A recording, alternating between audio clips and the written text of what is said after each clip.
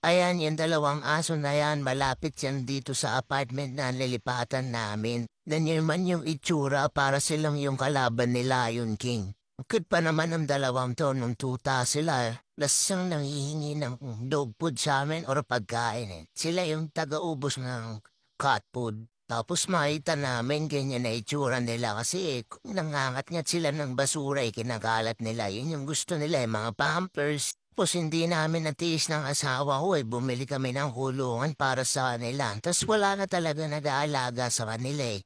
Napapakain na lang paminsan-minsan, di ba obvious naman? Tapos humingi na ako ng tulong dito sa mga taga sa amin.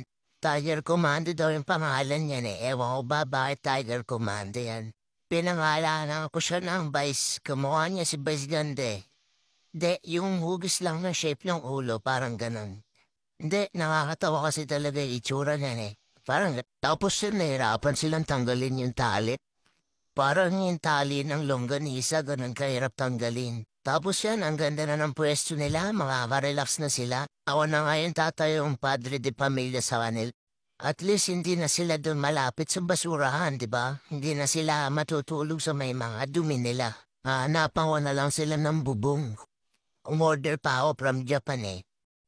Ngayon, pinakain ko muna kasi talagang gutom na gutom sila. Talagang kinikilig na sila sa gutom. Tingnan niyo naman, nag-aagawan pa sila. Muntik na nilang malunok yung Tupperware sa sobrang gutom. Ayan, at dumating na din yung in-order kong bubong from Japan, di ba? May kasama na rin kortina yan. Pag ayaw nila ng maliwanag, pwede nilang isara yan.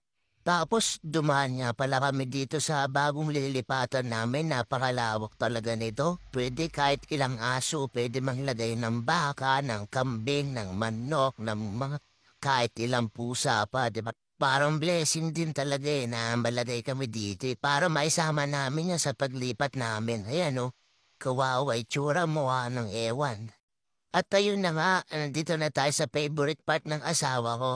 Sinunod ko na nga tungkulin tong mga to kasi kabilin-binilan sa akin ng asawa ko. Kunin ko daw silang lahat, wag daw ako magtitira.